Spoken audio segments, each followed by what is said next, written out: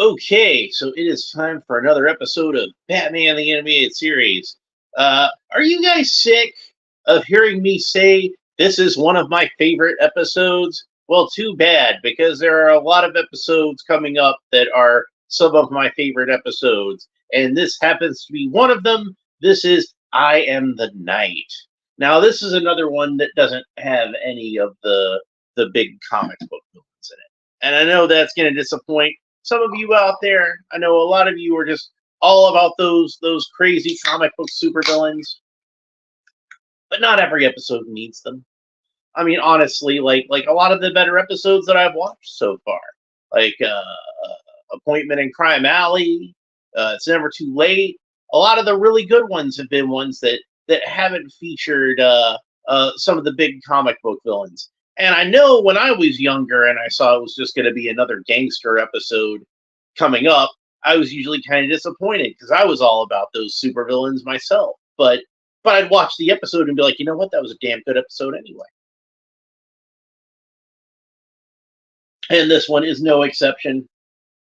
And in fact, this might be like my favorite of the ones that we've seen so far. So at least going by like how much I liked it at the time. So and this is one of those where like your standard superhero show, you got to have the episode where your main character kind of has like an existential crisis kind of thing. Like I think the episode of say Masters of the Universe, He-Man and the Masters of the Universe, the old '80s Filmation cartoon, they had an episode like that, and that one was called The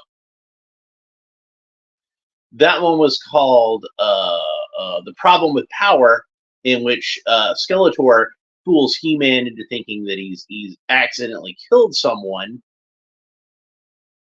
and it then causes him to give up being He-Man, basically. So like this is an episode kind of like that. Yeah, you had your episode Spider-Man and His Amazing Friends, the episode where they do the origin of Spider-Man. He quits being Spider-Man in that one. So you had this sort of thing, and this is where Bruce Wayne quits being Batman, basically. And obviously, since the show didn't end, he went back to being Batman. but it works in the context of the show. Also, we're going to see Barbara Gordon for the first time, and for those of you who don't know, she's like one of my absolute favorite characters ever. I love me some Barbara Gordon. Dick Grayson's going to be on this episode. He's going to be Robin for a little bit, but not a whole lot.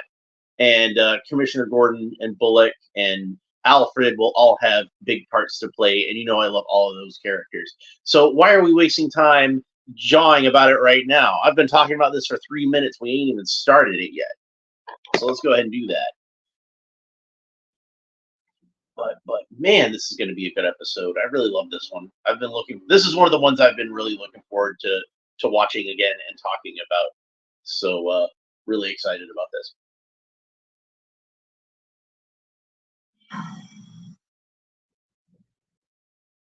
The fate blows up, and Batman races into action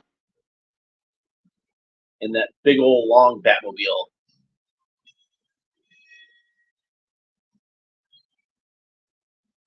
And Batman arrives on the scene without a little white spot on his lip, throws his batarang, disarms our villains. I'd seen a post on Facebook where somebody had done this little shot of Batman when he dodges like that and was talking about how they liked they were into boxing themselves and they just thought that was a really cool move. And I agree. I am the night. And we see someone's body splayed out on the ground, written by Michael Reeves, the late great Michael Reeves, directed by Boyd Kirkland, and I gotta say he knocks it out of the park on this one. This is probably one of his best animated episodes. Like I remember the animation on this one being particularly good. And I like Batman just sitting in this throne hewn from the rock of the Batcave. And look at the detail on Batman's face.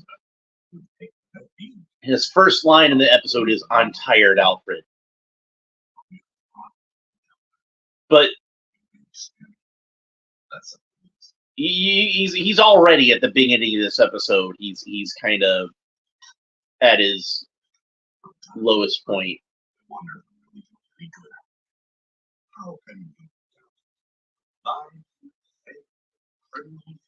But pay attention to the way that Batman is drawn in this episode, and you'll notice that he's drawn with a little more sort of detail and realism, less stylistically than how the character is usually drawn, and I think that is done on purpose because damn it. Sorry, I keep getting these notifications from this mass text that I'm not really interested in right now because I'm trying to do something else. Ugh. Notice the design on this kid is kind of similar to like a Golden Age Robin. The way that his hair is drawn is very similar. The general shape of his face, kind of similar to how Dick Grayson was drawn in the Golden Age comics. I believe that's on purpose as well. But going back to the way that Batman is drawn in this episode, like, I think that they tried to give him a little more of a naturalistic feel in this episode, since it is supposed to be like a more human kind of story for Batman. This isn't a story about Batman as an unstoppable crime-fighting machine. This is not a story about Batman as a mythic warrior. This is a story about Batman as a human. So we see the police getting ready to capture somebody known as the Jazz Man. That's the main antagonist for this episode. I love the acting on this kid when he puts on the suit and he just totally becomes Batman. Any kid that ever wore a Batman outfit knows that feeling. And here we got Leslie Tompkins. Look at the acting on Batman. The way his shoulders are kind of slumped.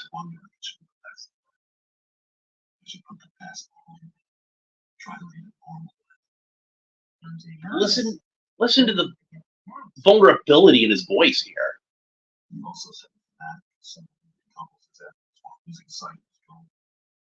Mm.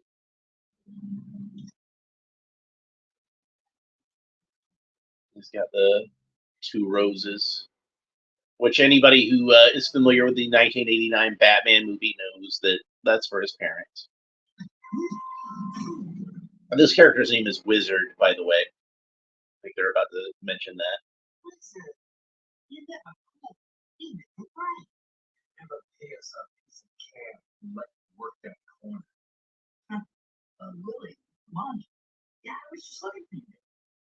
I believe that's Seth Green that does the voice of Wizard. $50 now. It's down. Well, he needs that liver. You can't live without a liver. That's why it's called a liver.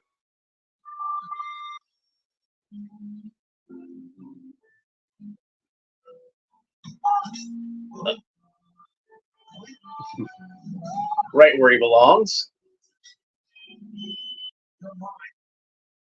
See, they almost never draw in Batman's lower lip like that. Almost never. But it's like constant on this episode. That's kind of what I'm talking about. This is they want Batman, I think, to seem more human than he usually does. And he landed right on the flowers.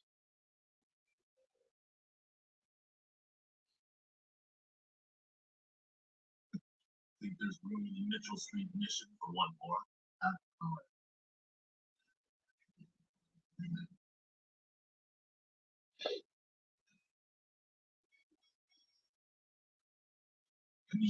It's gotta be now.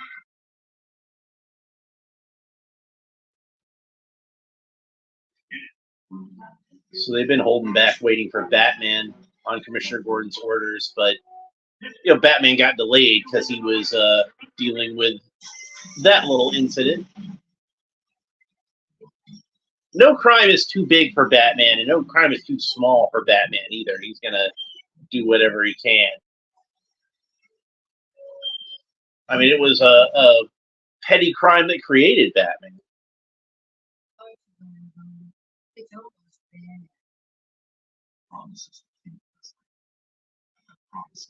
Oh, I can relate to that.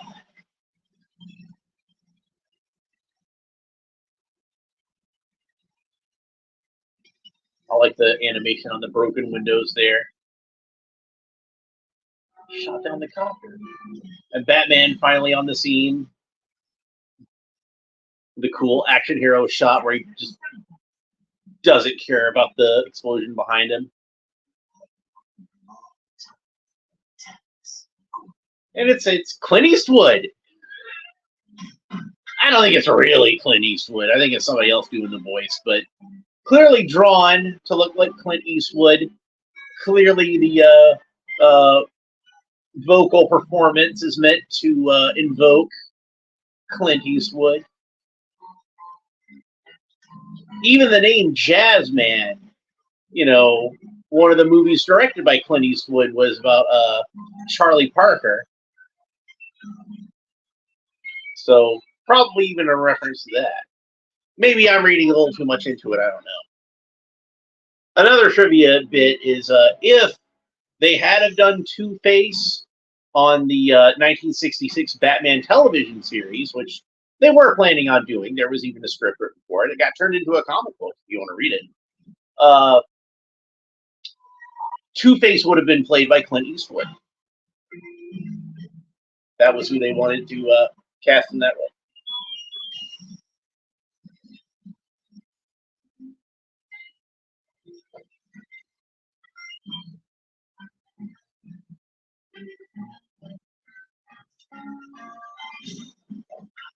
I like the clever use of the grappling hook with the chain and everything. That's the kind of thing I like to see from Batman, is him thinking on his feet and then dips into the shadows again because he's not officially supposed to be there.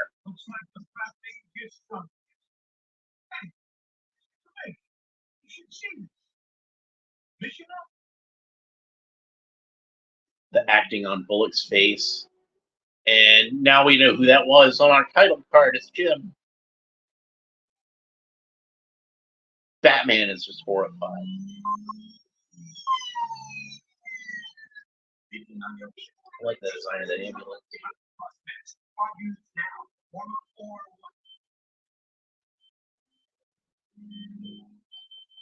Oh, it's all shot so dramatically, and the lighting and everything.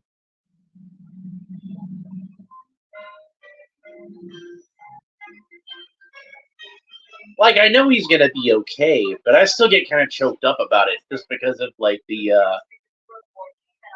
artistry of it.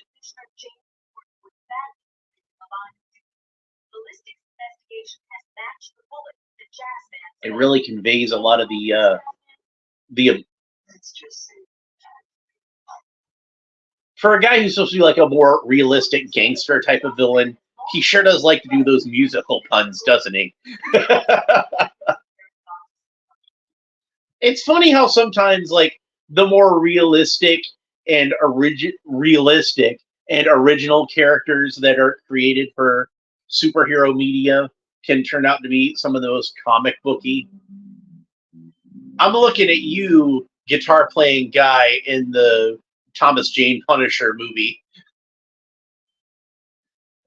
If you ever wanted to see Johnny Cash or who's the Punisher, there you go.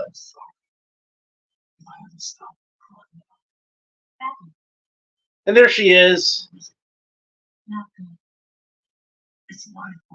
That's Melissa Gilbert as the voice of Barbara Gordon, most famous for playing Laura Ingalls on Little House on the Prairie. Bullock is pissed.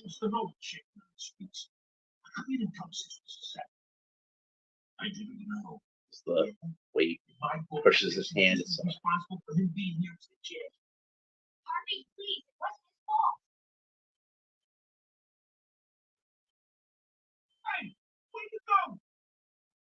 This ain't over yet. I'm gone. You hear me? You look out for this. I ain't talking law. I'm talking you and me. Oh, I love that line. That's a great line. They're all just so hurt by this. They all love Jim, and it's all just so painful for them, and he's just lashing out at Batman, and it's not doing Batman any good.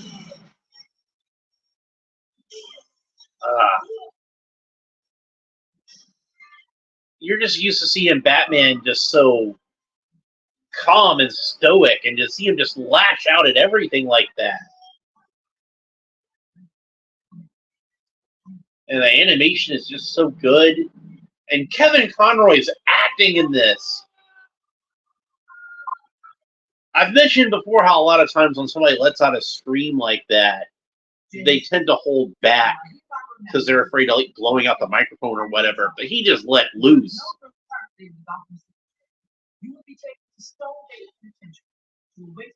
And there's Judge Vargas.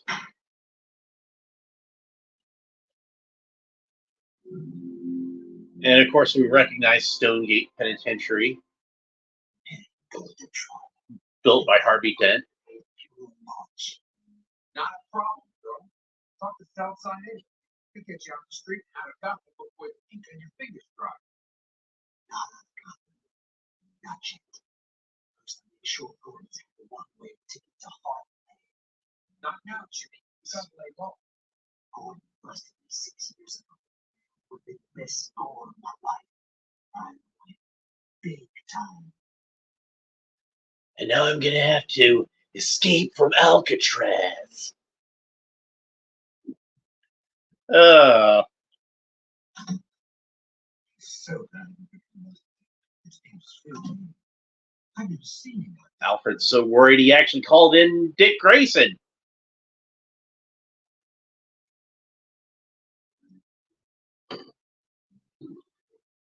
But even seeing his old chum ain't gonna be enough to cheer up Bruce this time, I'm afraid.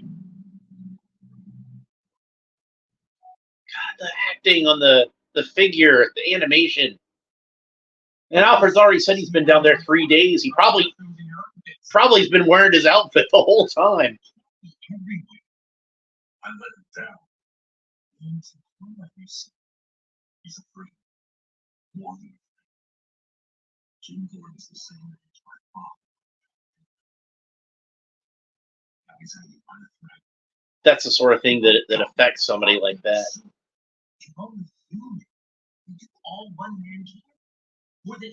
And it kind of helps to explain a lot of Batman and Gordon's relationship, as he does kind of look at him as like that surrogate father figure.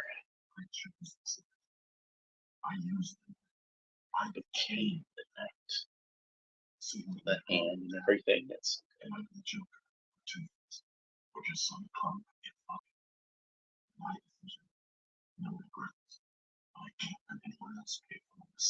God, just the way, the softness and the vulnerability of the vocal performance here. This is Kevin Conroy at his absolute best. Look at the expression on Dick's face there. This is just such a good episode.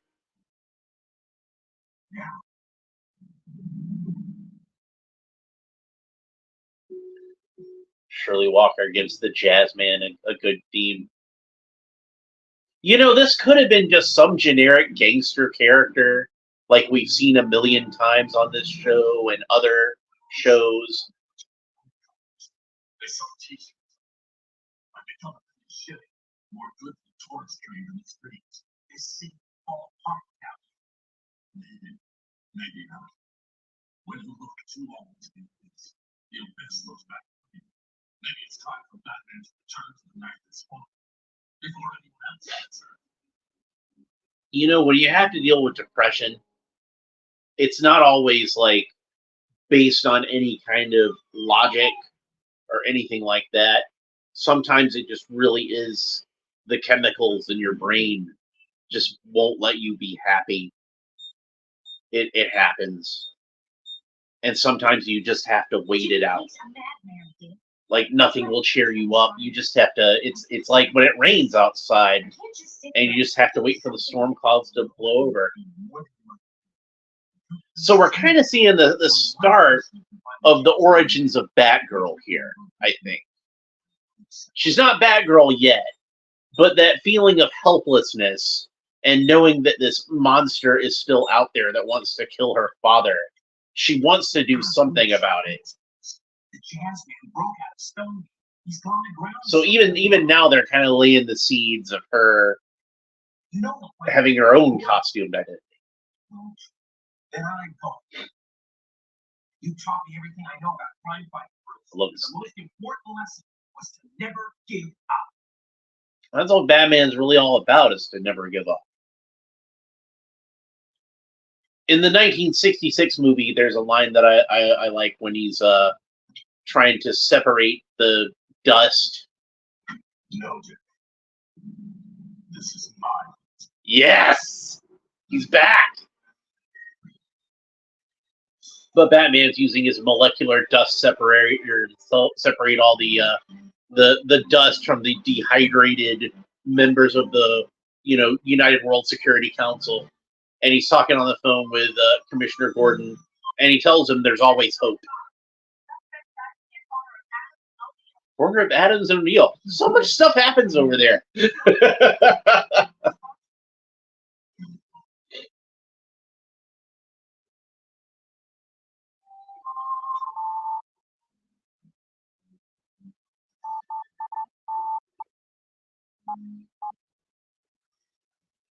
Poor window washer guy. He never knew what hit him.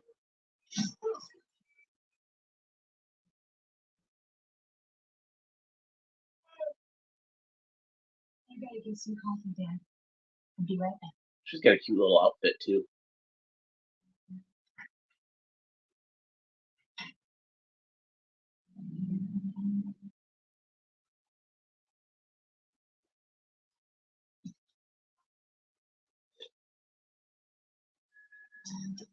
Keep with the music puns.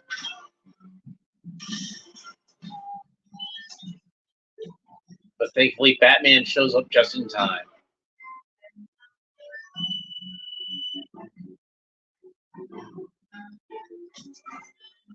Right now, Bullet could probably kill either one of them.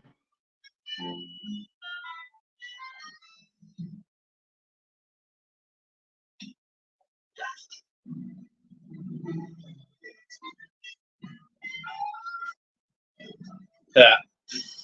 Some quick thinking on the part of Barbara Gordon there.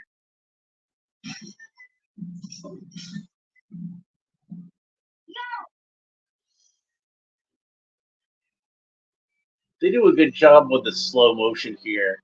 It's kind of hard to animate slow motion, but they're able to get it across really well, like the motion on her hair and everything like that. And again, with these cool shurikens that I really like.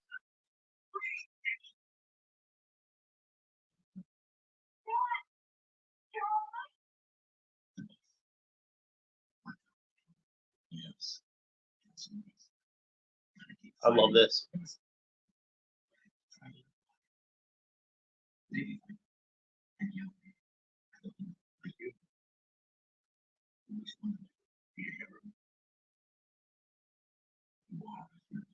Yeah, he is. He sure is. Aw. Bob Hastings knocking it out of the park there. God, this is a good episode. And there's Wizard again.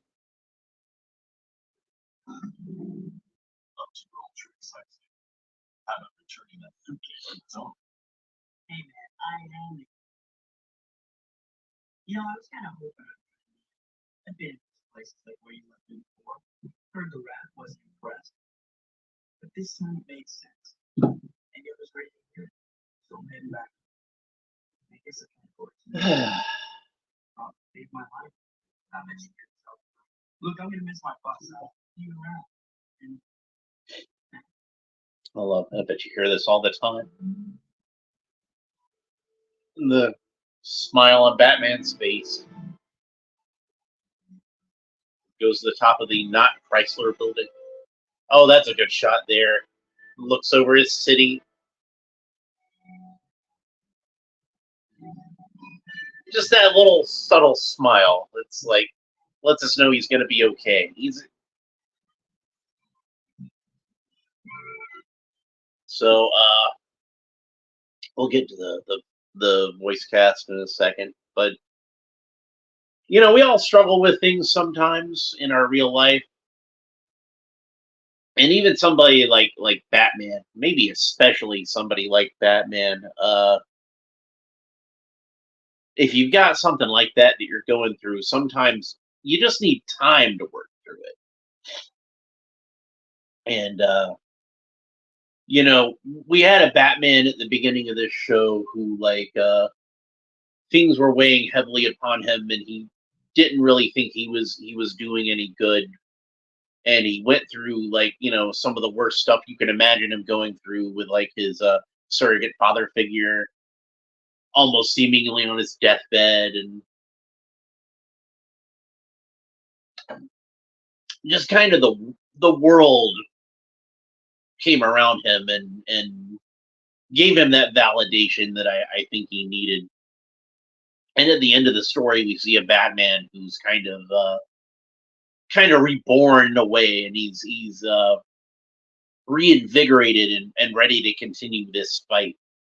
So I really like that aspect of this episode. I love that even somebody like Batman can struggle, and especially can pull through it. And if Batman can pull through it, maybe we can. How about that? So great episode, absolutely one of my favorites. Vocal cast: we had Kevin Conroy as Batman, Robert Costanzo as Detective Bullock, Bob Hastings as Commissioner Gordon, Ephraim Zimbalist Jr. as Alfred, Mary Devon as Summer Gleason, Brian George as the Jazz Man, Melissa Gilbert as Barbara Gordon, Seth Green as Wizard, Lauren Lester as Robin, Diana Muldaur as Leslie Tompkins, Sal Viscuso as Monk, and Carmen Zapata as Judge Vargas. So, return of Judge Vargas. So, I'd like to see more of Judge Vargas. It's nice to see characters have recurring appearances like that. So, thank you for watching this episode with me. I'm really glad that you were able to take some time and enjoy this great episode of this great series with me. It's one that I've revisited a lot over the years, and I don't think I'll ever really get tired of it. So our next episode will be Almost Got Him, another great episode.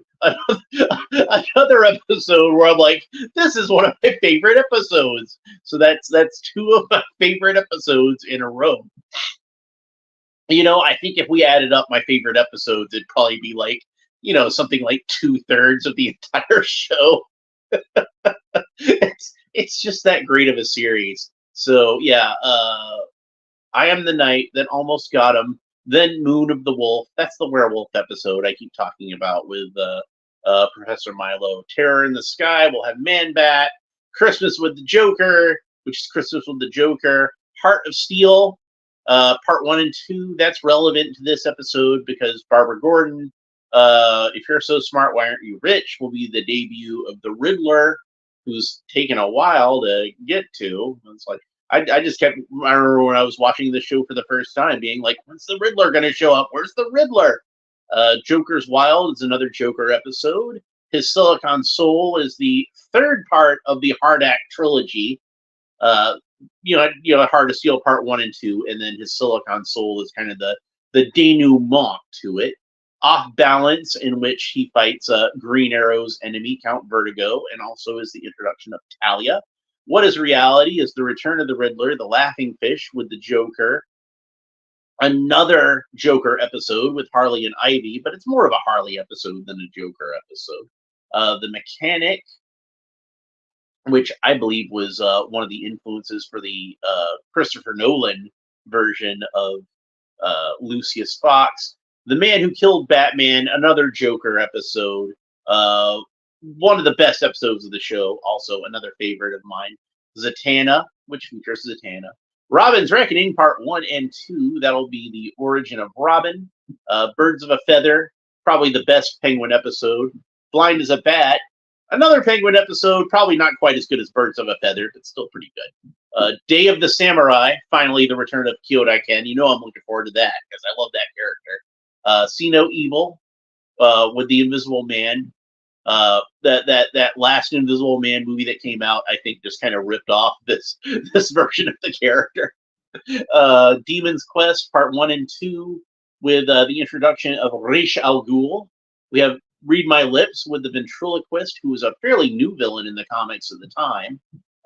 Fire from Olympus with Maxie Zeus. Shadow of the Bat Part 1 and 2. That is the formal introduction of Batgirl. So she's got her costume by that point. Mudslide is the return of Clayface. Paging the Crime Doctor, which is an episode that's fairly Leslie Tompkins heavy, and I like Leslie, so I'll look forward to that one. And then we're gonna take a break, and we're gonna do a watch along of Batman: Mask of the Phantasm, because that's where that fits in. And then the last episode of season 1 is The Worry Men, and that's another Mad Hatter episode. It's crazy to think the Mad Hatter got more episodes than the Riddler did. but that seems to be the case, at least in the first season. So I know we've got at least one more Riddler episode in the second season, which, they wanted to line up with Batman Forever. So I don't remember if there's any more Mad Hatter in the second season. We haven't looked over the second season yet, have we? So let's go ahead and do that real quick. Just get an overview of the second season. So we got House and Garden, which obviously is a Poison Ivy episode. Sideshow, which is a Killer Croc episode. That one's loosely based on a Dennis O'Neil issue from back in the day. But Croc wasn't in that issue. So they just kind of put Croc into it. But it makes sense when you watch it. Avatar, in which Bruce Wayne transfers his mind into this blue alien Thundercat creature and falls in love. And oh wait, that's a completely different Avatar. That's a Ra's al Ghul episode. Trial is an episode in which Batman is captured in Arkham Asylum and put on trial by all of his enemies. Harlequinade, I've actually already done. That was one of my Arlene Sorkin tribute episodes, so you can watch that one right now. But I might go ahead and do it again. Just go over it again. Why not? Maybe. We'll see. Bane, which features Bane, shockingly enough. Second Chance, that's a Two-Face episode. Again, like with Batman Forever, we had to have a Two-Face episode since he was in that movie. Riddler's Reform, obviously the Riddler. Baby Doll, which introduces the character of Baby Doll. Time Out of Joint, another Clock King episode. Harley's Holiday, that's another one that I've watched with the Arlene Sorkin tribute. Great episode. Make 'em Laugh. Two guesses who the villain of that episode is. It's the Condiment King, obviously. I mean, it's like, well, I guess I was wrong. The last great Batman villain wasn't Bane. It was the Condiment King. Batgirl Returns, which features the return of Batgirl. Lockup, which features the introduction of Lockup. Deep Freeze is a Mr. Freeze episode. Why am I even telling you what these episodes are? They do exactly what it says on the tin. The Terrible Trio features the Terrible Trio. Showdown has a showdown in it. That's the Jonah Hex episode. That one I actually do have something to say about it. Also, one other thing about that episode that's cool is Ra's al Ghul is on it, played by David Warner. And the main villain of the episode, though, is voiced by Malcolm McDowell. So it's a reunion of two actors from one of my favorite movies of all time, Time After Time. Catwalk is that Catwoman Breaking Bad episode I was talking about. A Bullet for Bullock. Oh, that's a good one. I like Bullet for Bullock. I like anything with Bullock in it, so of course I like that one. The Lion and the Unicorn is the return of Red Claw, and also dips into Alfred's past as a secret agent, so that's pretty cool. I guess you could say that the Pennyworth TV show, which I have not seen, is kind of loosely based on that. Going into season 3, just technically the new Batman Adventures. And technically, season 2 was the Adventures of Batman and Robin, but let's not split hairs. Holiday Nights. That's a Christmas episode, and it's kind of a montage. It's several little vignettes, and it actually takes place after the episode Sins of the Father, which is the origin of Tim Drake as Robin, and Dick Grayson is Nightwing now. Cold Comfort, Mr. Freeze. Never Fear, that's the Scarecrow. You Scratch My Back, that's Catwoman. Double Talk is the ventriloquist. Joker's Millions, obviously the Joker. Growing Pains, not going to talk about that one right now. Mean Seasons. Calendar Man from the comics, but she's a completely different character, but a similar concept. I think an interesting take on the concept. The Demon Within features Jack Kirby's Etrigan. Over the Edge is certainly the best episode of the new Batman Adventures, and might be one of the best episodes of Batman the Animated Series overall.